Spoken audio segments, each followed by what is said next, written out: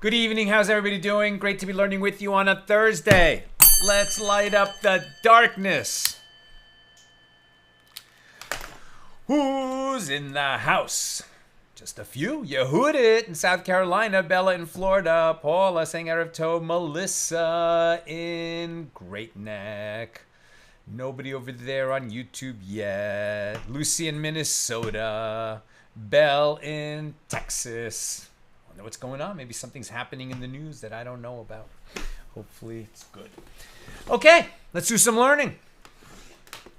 Our daf tonight is page 97 here in Tractate Bava Kamma, the 21st volume of the Talmud.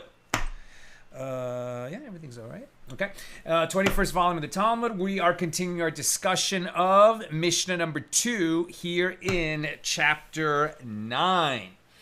And did Rav actually say, we're right at the top of 97a, did Rav actually say that the legal status of a Canaanite slave is like that of real estate? But doesn't Rav Daniel bar Rav Katina say that Rav says one who seizes another's Canaanite slave and performs labor with him is exempt from paying the master for the labor of the slave? I mean, this is pretty counterintuitive. They're saying that, okay, thank God slavery doesn't exist, hasn't for thousands of years, but when it did, and Canaanite slaves were treated like real estate, legally speaking, in terms of inheritance and other aspects of the law. But they could be stolen, right? Land could not be stolen. Could a slave be stolen? We've already seen a machloket. There's a disagreement about that. But you have this situation where somebody's a slave, and as we'll see in the discussion, is idling.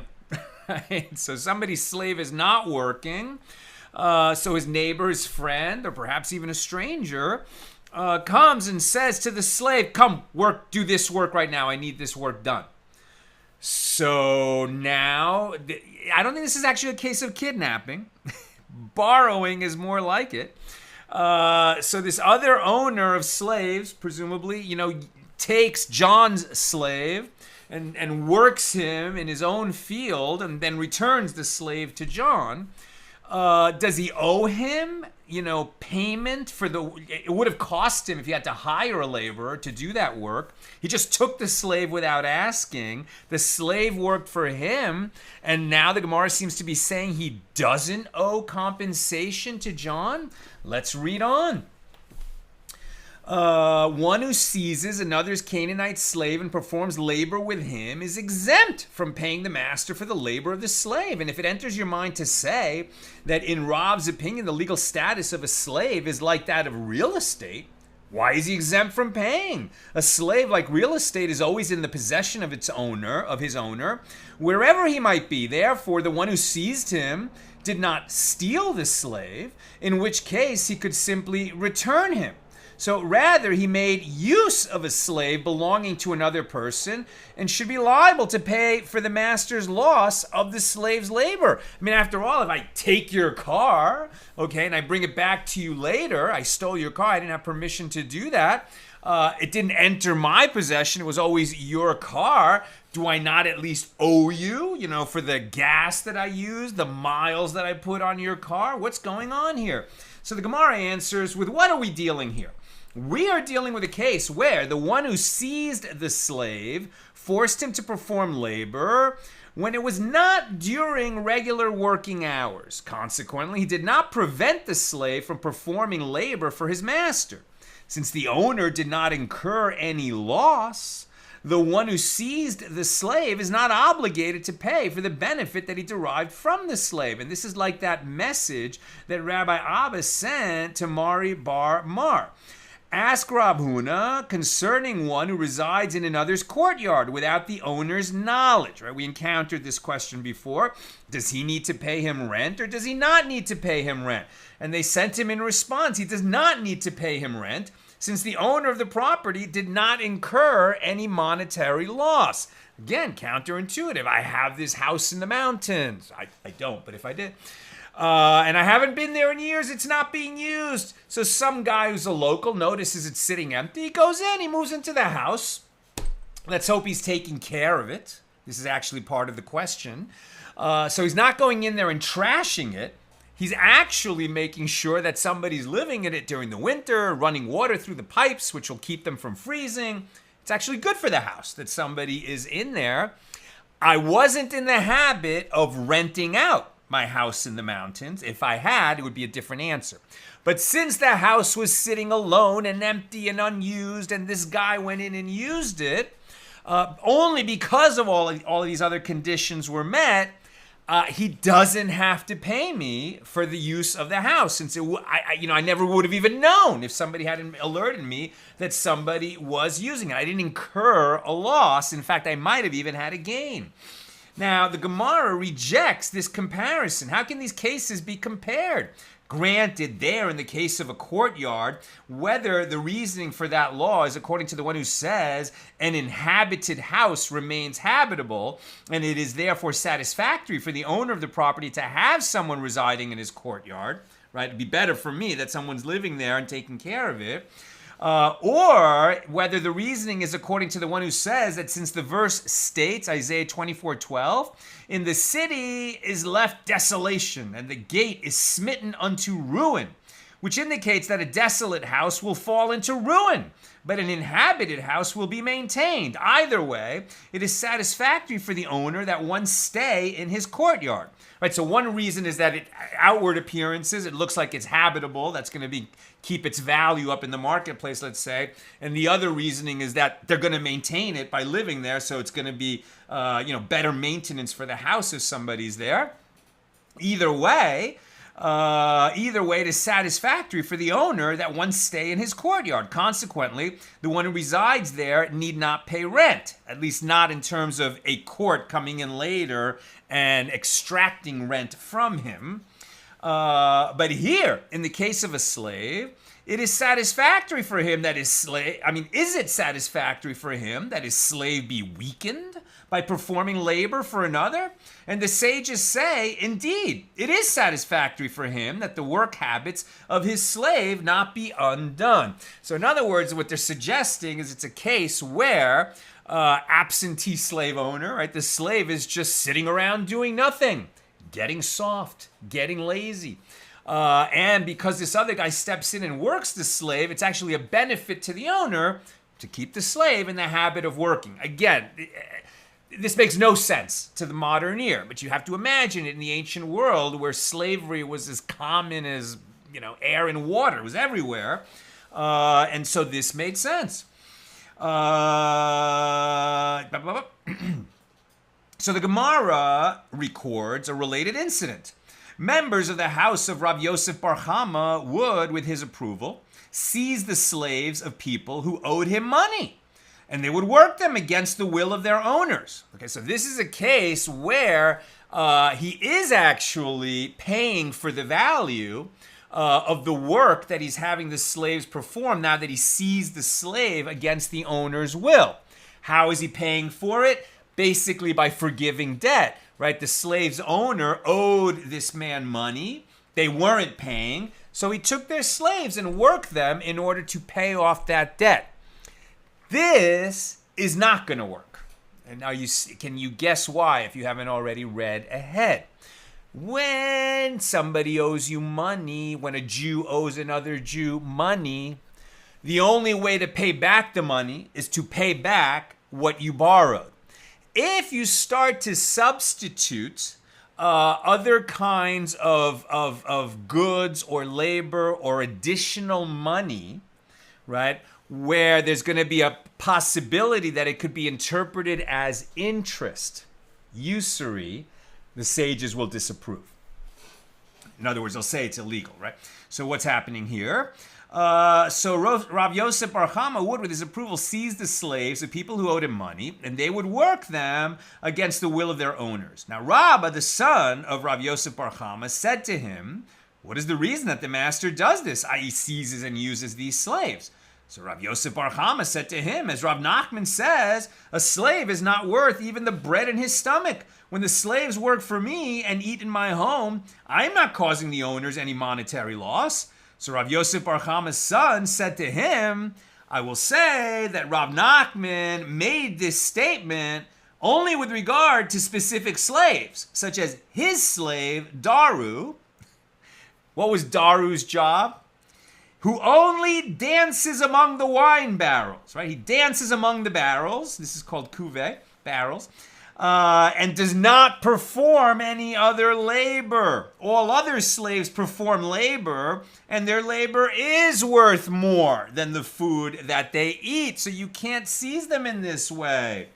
Now this phrase, dancing among the barrels, the literal translation of this phrase is dances among the barrels. And it refers to a jester who entertains guests at a tavern in exchange for food and wine, right? So if your slave, all he does is dance for you in return for the food that he eats, yeah, probably not what you were looking for when you went to the slave market to purchase someone to do labor for you. Now, Rav Yosef Bar Kamma said to him, I hold in accordance with the opinion of Rav Daniel. As Rav Daniel Bar Rav Katina says, that Rav says, one who seizes another's slave and performs labor with him is exempt from paying the master for the labor of the slave. So apparently it is satisfactory for the master that the work habits of his slave not be undone. Keep him fresh as a slave. Keep him in shape. So Rabbah said to him, this statement of Rav Daniel applies when the one who seizes the slave is not owed money by the owner of the slave. But since the master is owed money by the slave owner, this has the appearance of interest, right? Interest on a loan. As Rav Yosef Bar Minyumi says, that Rav Nachman says, although the sages said that one who resides in another person's courtyard without his knowledge does not need to pay him rent, even so, if one lent money to another and then resided in the courtyard of that other person, he needs to pay him rent to avoid the appearance of usury. Note, not even this is usury. This has the appearance of usury. Even that is prohibited, right? The appearance of wrongdoing. Rav Yosef Bar Kamma said to him, I retract my opinion and I will no longer seize the slaves of my debtors. It was stated in the case of one who seizes another person's ship and he performs labor with it. What payment can the ship's owner claim? All right, so now we've seen the case. You can seize a slave and work him. You can live in a person's house in both cases and not pay. So is this going to work with a ship? Now is where we start to understand the conditions under which you can seize the slave. So first of all, they already said you can seize the slave and work him if he was otherwise doing nothing. If you seized him to work on your field when he needed to be working for his master, no way does that work. If you were living in a person's courtyard that was an uninhabited house that maybe they'd forgotten about, maybe you don't have to pay rent then. But if that was somebody's Airbnb that they do regularly rent out and it happened to be between clients, no way can you live in there rent-free, because that is a habitation that is normally rented. And if you take that for yourself, you have to pay the rent. So now what about a ship, right? Somebody who seizes somebody else's ship and performs labor with it. So what payment can the ship's owner claim? And Rav says that he may choose. If he wishes, he can take the cost of the ship's rent And if he wishes, he can take the amount by which the value of the ship was diminished by being used for this labor, whichever amount is larger. And Shmuel says he can take only the amount by which the value of the ship was diminished. And Rav Papa said these two sages do not disagree. They were addressing different cases. This Rav's statement is referring to a ship that is commonly available for rental, right? The uninhabited house that is between Airbnb renters, as opposed to the uninhabited house that is always just sitting there alone. So if it's a ship that is habitually rented, then the ship's owner can charge rent when somebody takes it and uses it. That is commonly, that is not, well, so Rav was referring to a ship that is not commonly available for rental, so you can only charge the diminished value of the ship because of the labor that was performed with it. And if you wish, say instead, this and that statement are both referring to a ship that is commonly available for rental. And still, what they disagree on is something else. Rav's statement is referring to a case where the one who seized the ship descended, i.e. took possession with the intention of renting the ship, so he pays for the rental. And that, Shmuel's statement, is referring to a case where the one who seized the ship descended with the intention of a robbery, to use it without paying. So he is regarded as a robber, and he pays only the amount by which its value was diminished. And you would think that if he took it as a robber, why are we not going to allow rent to be charged if it's a ship that's habitually rented? Answer, because the way that the Torah, ascribes the penalty to a robber is that he has to make restitution. What kind of restitution? The value at the time that he took it. And now, if it has diminished in value, he actually is going to be charged for that. But interesting that if what one was stealing was something that is known to have a rental price, then he can be charged the rental price, right? In other words, if he was stealing the rent value, then he can be charged that.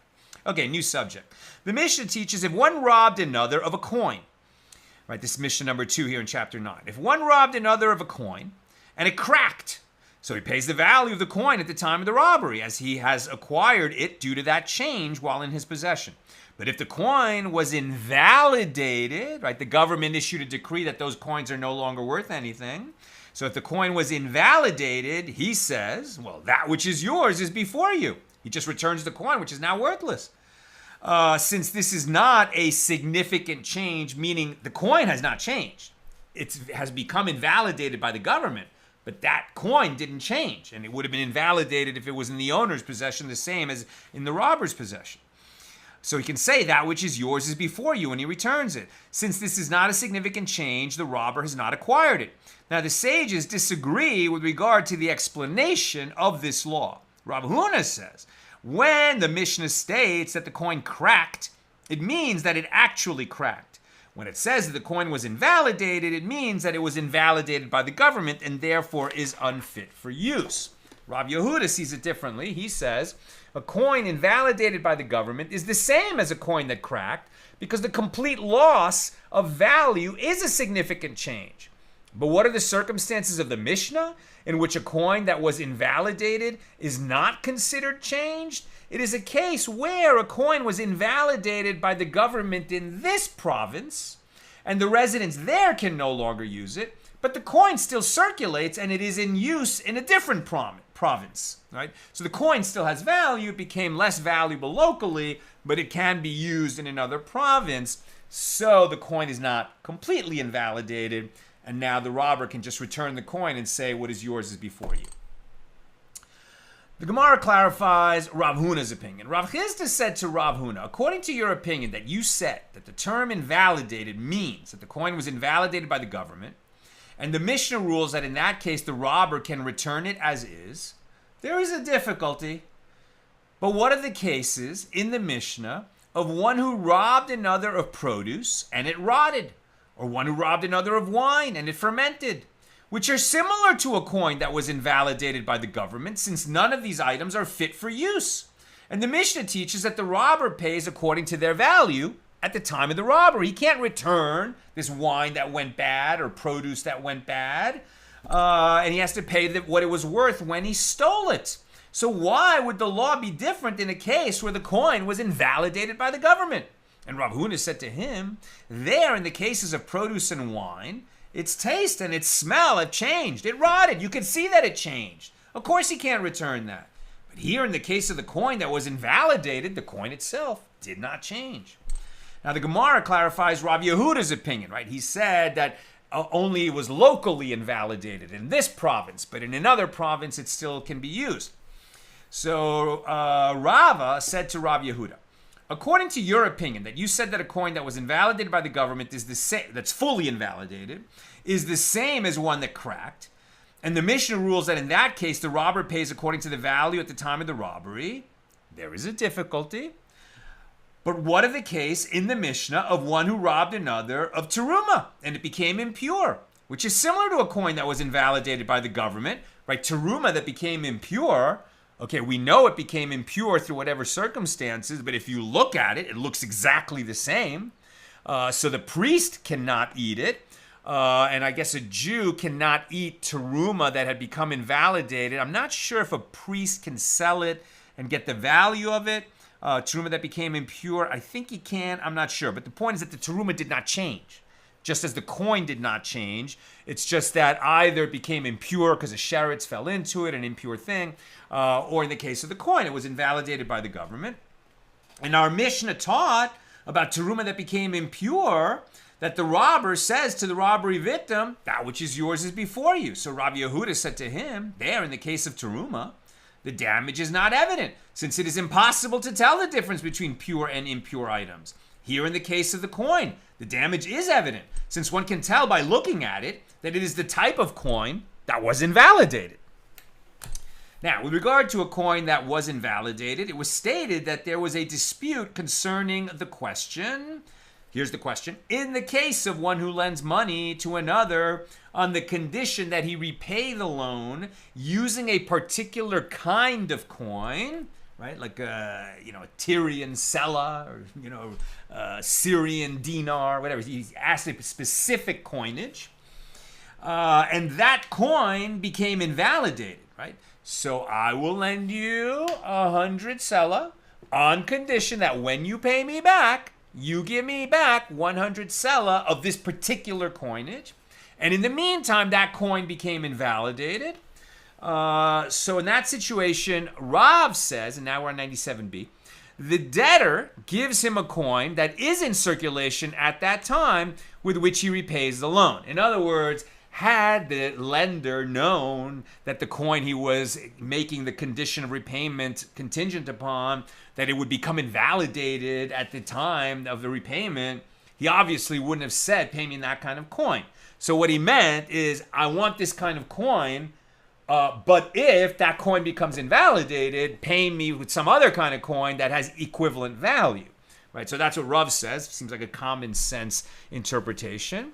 But Shmuel disagrees. Shmuel says that the debtor can say to the creditor, I am giving you a coin like the one you gave me. Although you cannot utilize it here, go spend it in Mishna, i.e. a distant place where this coin is still in circulation, right? It's not fully invalidated, it's invalidated locally. So it still has value. This is what you asked for. What's yours is before you. Rav Nachman said Shmuel's statement is reasonable when the creditor has a way to go to Mishna, i.e. he intends to travel there, and therefore the debtor can tell him to spend the coin when he arrives at his destination. But if he has no way to go to Mishna, i.e. he does not intend to go there, it's not that it's impossible to get there, it's that he has no intention to go there, that's enough, then the debtor may not give him these coins, rather he must give him coins that are in circulation in their current location. So really Shmuel is being a little bit more forgiving of the debtor than Rav, but only a little. And basically they hold the same, that if the coins cannot be used, then the debtor has to pay back the loan with coins that can be used. Now Rava raised an objection to Rav Nachman from a baraisa in Tractate Meiser Sheni. One cannot desacralize Meiser Sheni, right? So remember, Meiser is tithe. So when the temple was standing and tithing was practiced in its full expression, and people had farms and they harvested the crop, first 2%, to the Kohen, to the priest. Next 10% to the Levite. That's Meiser. And then, so Teruma, then Meiser, then Meiser Sheni.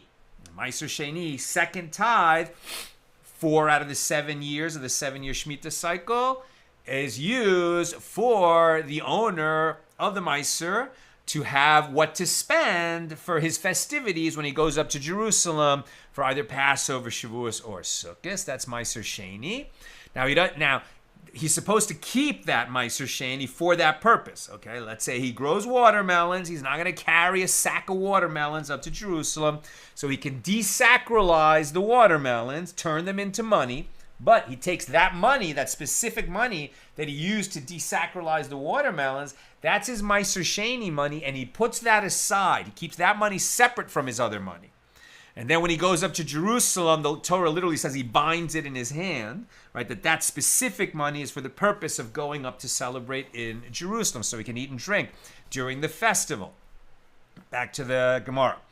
Says Rava, as an objection to Rav Nachman, one cannot desacralize second tithe produce by transferring its sanctity onto coins that are not in circulation. It would be meaningless. Right? You're desacralizing it on money that you can spend when you go up to Jerusalem. How so? If one had coins of Bar Kochva, the coins of Jerusalem, or the coins of earlier kings, all of which are no longer in use, one cannot desacralize second tithe produce by transferring its sanctity onto them. So Rav infers, but if one had coins of later, i.e. current kings, that are similar to the coins of the earlier kings in that they have been invalidated in his location, since they are still valid elsewhere, one can desacralize the second tithe produce by transferring its sanctity onto them. So the Baraisa does not make a distinction as to whether the owner of the produce intends to travel to the location where those coins are in use or not.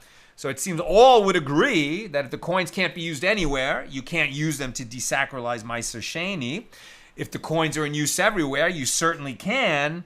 What about coins that can only be used in some places? It would seem that would be the machloket. That would be the disagreement. Rav Nachman said to him, with what are we dealing here in the Baraisa? We are dealing with a case where the kingdoms are not particular with one another. They allow a coin that has been invalidated in their province to be taken out of their borders and spent in a province where it is valid.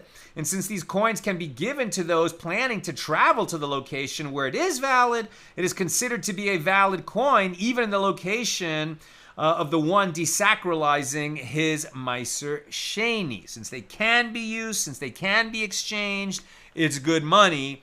Even though it entails a little bit of extra difficulty, it still is money with value, so it can be done. So the Gemara asks, but according to the explanation, when Shmuel said that the debtor can repay his debt with invalidated coins only if the creditor intends to travel to a location where they are valid, he is speaking of a case where the kingdoms are particular with each other. If so, how can he bring these coins to Meshon without the authorities confiscating them? The Gemara responds, Shmuel is discussing a case where the creditor can bring them with difficulty, as in a case where the authorities do not search, but if they find any invalid coins, they are particular to confiscate them. It is therefore possible to bring these coins into the other kingdom. Nevertheless, since the authorities are particular, one who does not plan to travel there will not be able to exchange these coins with anyone in his location. You see, they're adding more sort of conditions and nuances so that the difference between the two views makes sense. Is the money useful or not? Right? So the Gemara questions Shmuel's opinion. Come in here what we taught in a Baraisa.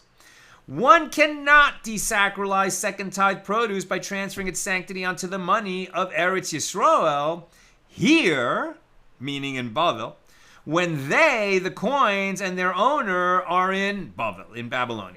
And one cannot do so onto the money of Bavel when they, the coins, and their owner are here in Eretz Yisrael. If one uses money of Bavel, right, of Babylonia, and they are in Babylonia, one can desacralize the second tithe produce. In any event, the Baraisa teaches one cannot desacralize second tithe produce by transferring its sanctity onto money of Eretz Yisrael here when they are in Bavel. And this is stated even though they will ultimately ascend to their Eretz Yisrael. as the very purpose of transferring the sanctity to the coins is to spend them in Jerusalem. This is counterintuitive. The purpose of Meiser Sheni, when you desacralize it onto money, is so that you'll have money to spend when you get to Jerusalem. But the money of Jerusalem is valueless, or at least can't be spent, in Babylonia. So they're saying that's why all of this originally made much more sense when it was all within Israel. But now that there's a Jewish community in Babylonia, I mean, we're talking 1,500 years ago, but you get it. Since the money of Eretz Yisrael can't be spent in Babylonia, and you need to desacralize it on money that works, right? So even money of Eretz Yisrael is not qualified for this desacralization. Now the Gemara answers, whoa. With what are we dealing here? We are dealing with a case where the kingdoms are especially particular with one another, and it is impossible to transport coins from one location to the other. Bad blood, right? Eretz Yisrael during this period is part of the Roman Empire. Babylonia and Rome, not on friendly terms, very difficult sometimes to go from one place to the other, and they'll search you at the border. They had good border security.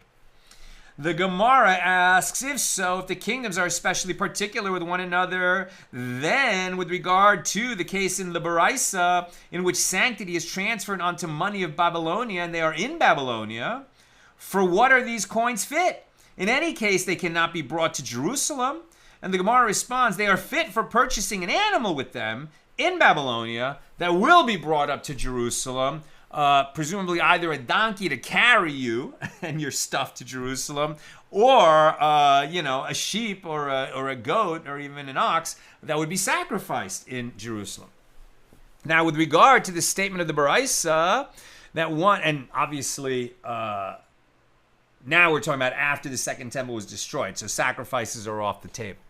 Now, with regard to the statement of the Baraisa that one cannot desacralize second tithe produce by transferring its sanctity onto Babylonian money while in Eretz Yisrael, the Gemara asks, but isn't it taught in the Baraisa? The sages instituted that all money shall circulate in Jerusalem because of this reason, i.e., so that Jews from all locations will be able to use their local currencies even in Jerusalem.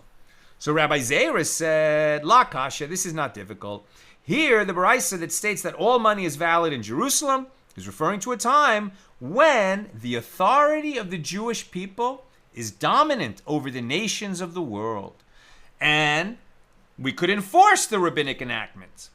There, the Baraisa that states that sanctity may not be transferred onto Babylonian money when in Eretz Yisrael is referring to a time when the authority of the nations of the world is dominant over them, i.e. the Jews, at which time foreign currency was not usable in Jerusalem. This is one of those examples of when Mashiach comes and the world is utterly transformed and we're in the Messianic era, we already have many laws on the books for how the world will run at that time. Having mentioned the coins of Jerusalem, the Gemara notes, the sages taught, what is the coin of ancient Jerusalem? This was a coin that had the names David and Solomon inscribed on one side and Jerusalem, the holy city, on the other side. And what is the coin of Abraham, our forefather? This was a coin with an old man and an old woman representing Abraham and Sarah on one side, and a young man and a young woman representing Isaac and Rebekah on the other side. These are not coins that were actually minted by Abraham and Sarah or Isaac and Rebekah, but they were, coins in use that were understood to be alluding to them. Now, Rava inquired of Rav Chisda, what is the law in the case of one who lends money to another on the condition that he repay the loan in coin, i.e., with the specific denomination of a currency, and the government added to the size of the coin so that a coin of the same denomination now weighs more? Is the debtor obligated to return the newly adjusted coin, or can he repay the debt according to the prior weight of the coin that he borrowed? And Rav Chisda said to him, he gives him the coin that is in circulation at the time of payment. Rava said to him, and is this the law, even if the new coin is as large as a sieve? And Rav Chisda said to him, yes. Rava said to him, and is this the law, even if it is as large as a quarter kav? And Rav Chisda said to him, yes. You have to repay the loan according to the amount of money that you borrowed in coins that represent that value at the time you're paying back. So if these are the coins that represent that value, you got to use those coins. Rava challenged, but by increasing the weight of this coin, the produce has decreased in price. And since more produce can be purchased with this coin, giving it to the creditor as repayment is a form of interest. And Rav Ashi said, we examine the situation. If the produce decreased in price due to the change in the weight of the coin, then the debt is reduced for the debtor and the creditor is repaid with coins that equal the prior value of the loan. In other words, if the coins were changed in size, was that to keep the value the same?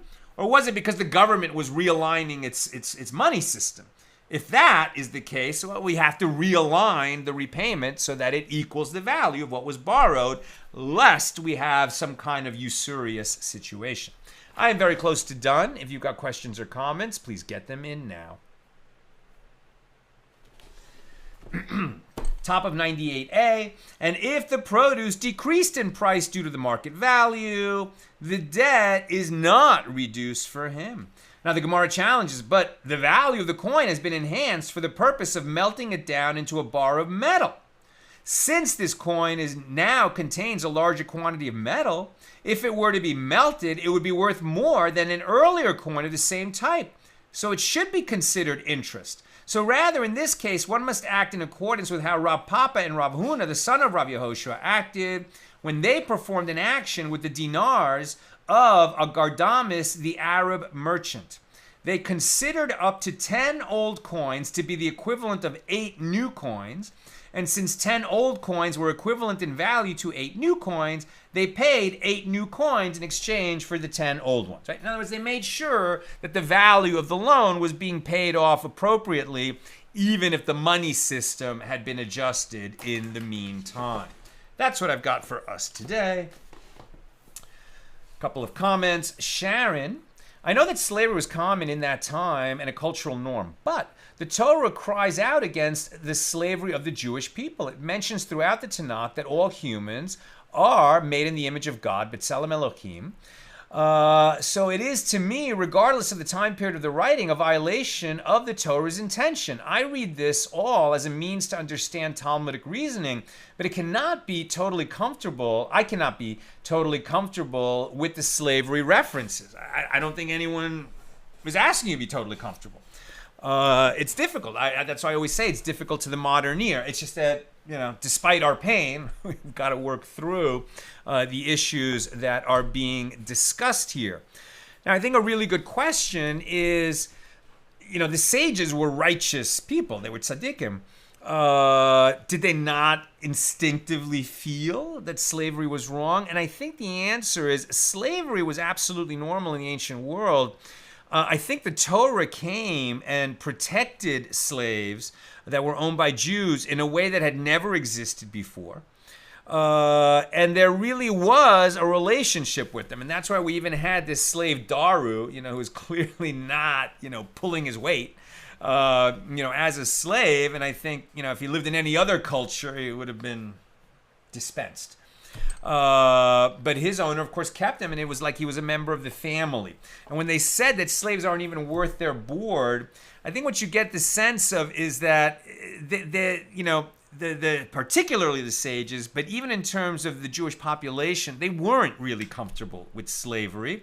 The laws were on the books, and this is one of the reasons why, for example, Maimonides, the Rambam, said that when the Mashiach comes and the third temple is built, there won't be animal sacrifices.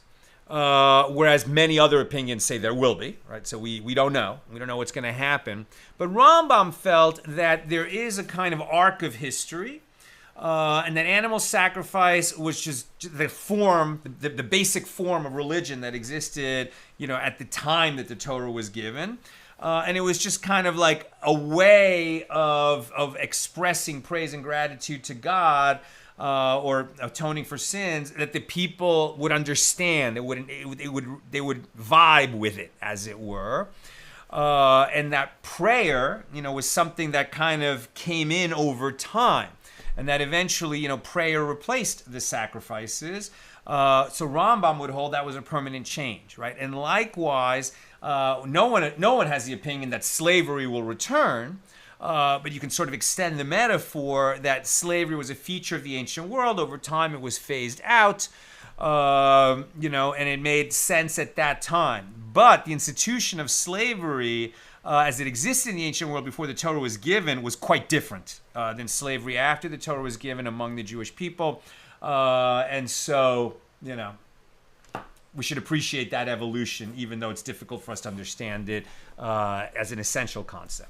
Now, Bell says, I think this decision regards all slaves as fungible, not respecting that some slaves have particular skills that aren't physical, but are more skilled in some regards, such as weaving.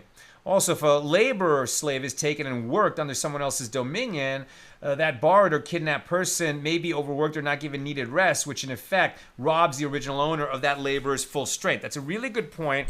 And I would say we always have to remember that when they're discussing a particular legal issue, it doesn't mean that that's the only legal issue that would be involved if an actual case came up. They're just borrowing that branch of the law to explain something else. So what you're saying is absolutely right. And remember, you can't take a slave and not pay if it's going to diminish his value, right? So if you hurt him in some way, if you weaken him in some way, you can't take a slave that is otherwise has a duty, to his owner. You can't just take someone like that and use him and not pay. That's not going to work at all. But really what they're talking about here, and using slaves as an example, it's not so much about slavery as it is about robbery, right?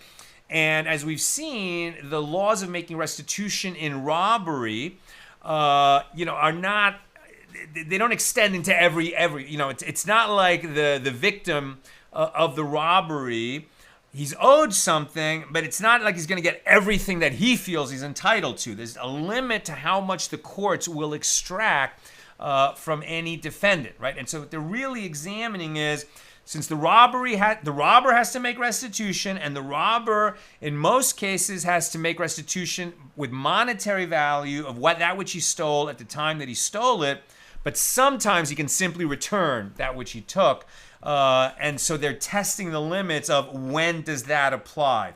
And they're definitely not examining the associated emotional issues, labor issues, other kinds of issues that certainly would come up if that was the case under consideration before a beis din, before a court.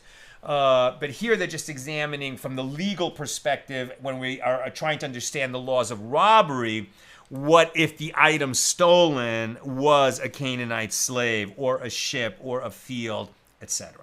That's what I've got for us today. With God's help, we'll be together again tomorrow, Friday, at the regular Friday time, noon Pacific. Have a great night.